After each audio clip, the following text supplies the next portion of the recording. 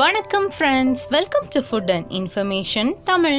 உங்கள் வீட்டில் ஏசி இல்லையா? கவலையே படாதீங்க. இந்த சம்மரில் நம்மளையும் நம்ம வீட்டையும் எப்படி ரொம்ப கூலாக குளுன்னு வச்சுக்கிறதுக்கு சூப்பரான டிப்ஸ் இந்த வீடியோவில் பார்க்கலாம். Tip number 1, mostly cotton bed ஸ்ப்ரெட்டை யூஸ் பண்ணுங்கள். அதுவும் நம்ம தூங்குறதுக்கு ஒரு மணி நேரத்துக்கு முன்னாடி அந்த பெட் ஸ்ப்ரெட்டை ஒரு காட்டன் பேக்கில் போட்டு ஃப்ரீசரில் வச்சுருங்க. 1 hour நல்லா அது ஃப்ரீசர்லேயே இருக்கட்டும். அதுக்கப்புறமா நீங்கள் அதை நல்லா பெட்டில் விரித்து அது மேலே படுத்து தூங்குனீங்கன்னா நல்லா ஜில்லுன்னு இருக்கும். ஏசியே தேவையில்லைங்க, நல்லா ஜில்லுன்னு தூங்கலாம். டிப் நம்பர் 2, கூடுமான வரைக்கும் சம்மரில் உங்கள் சமையலை சீக்கிரமாக முடிச்சிருங்க. அதாவது ஒரு 9-10 மணிக்குள்ளேயே உங்களோட லஞ்சையும் சமைச்சு முடிச்சிருங்க. ஏன்னா மத்தியானம் டைமில் சம்மரில் வீடு ரொம்ப ஹீட்டாக இருக்கும். அதுவும் நம்ம கிச்சனில் ஸ்டவ் ஆன் பண்ணி வச்சா அது இன்னும் எக்ஸ்ட்ரா ஹீட் ஆகிடும்.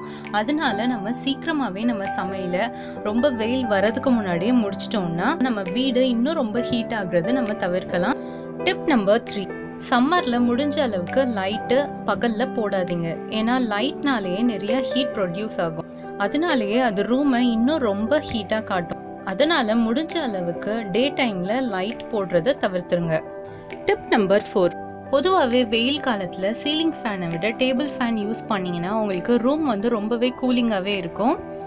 மற்றும் ஈவினிங் டைமில் இந்த மாதிரி டேபிள் ஃபேனை ஜன்னல் பக்கத்தில் இல்லைன்னா கதவு பக்கத்தில் வச்சு அதை திருப்பி வச்சு இந்த மாதிரி ஆன் பண்ணி விட்டிங்கன்னா ரூமில் இருக்க சூடான வெக்கை காற்று வெளியே போயிடும். அதனால ரூம் நல்லா கூலிங்காக இருக்கும். டிப் நம்பர் 5, பொதுவாகவே வெயில் காலத்தில் பகல் நேரத்தில் நீங்கள் ஜன்னலை திறந்து வச்சுக்கலாம். மத்தியானம் டைமில் வெயில் ஜன்னல் பக்கம் வர டைமில் நீங்கள் ஜன்னலை மூடி வச்சுட்டு இந்த மாதிரி கர்டைன்ஸ் போட்டுக்கோங்க. அதுக்கப்புறமா சாயந்தரம் டைமில் ஜன்னலை திறந்து வச்சுக்கோங்க. இந்த மாதிரி சாயந்தரம் டைமில் நைட் டைமில் ஜன்னலை திறந்து வைக்கிறனால ரூமில் காற்றோட்டம் அதிகமாக இருக்கும். அதனாலேயே ரூம் நல்லா கூலிங்காக ஆகிடும். டிப் நம்பர் 6, பொதுவாகவே சம்மர் டைமில் நம்ம பெட்ரூமில் பெட்டு எப்போவுமே கிரவுண்ட் கிட்ட, அதாவது தரை கிட்ட இருக்கிற மாதிரி பார்த்துக்கோங்க. ஏன்னா நம்ம ரூமில் ரொம்ப வெப்பமான காற்று மேலே தான் சுற்றும், கூலிங்கான காற்று தான் கீழே இருக்கும். அதனால நம்ம ஹைட்டான பெட்லேயோ ஹைட்டான கட்டில்லையோ படுத்தோம்னா அங்கே நமக்கு காற்று ரொம்ப ஹீட்டாக வரும். அதனால இந்த மாதிரி நம்ம கிரவுண்ட் லெவலில் படுத்தோம்னா நமக்கு கூலிங்கான காற்று கிடைக்கும்.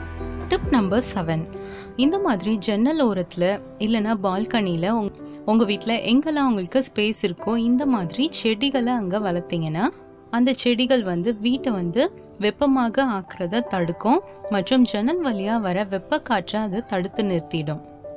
டிப் நம்பர் 8, இது ரொம்ப முக்கியமான டிப்.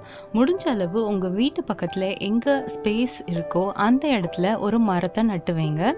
இந்த மாதிரி நீங்கள் செஞ்சீங்கன்னா அது இந்த வருஷம் இல்லைனாலும் இன்னும் 1 வருஷம் 2 வருஷம் கழிச்சு உங்களுக்கு ரொம்ப நன்மையை கொடுக்கும். உங்கள் வீட்டு பக்கத்தில் அந்த மரம் இருக்கிறனால உங்கள் வீட்டு மேலே ஷேடோவாக இருக்கும். உங்கள் வீடு ரொம்ப வெப்பமாகிறத இந்த மரம் தடுக்கும். இயற்கையான முறையில் உங்கள் வீடு குளிர்ச்சியாக இருக்கும்.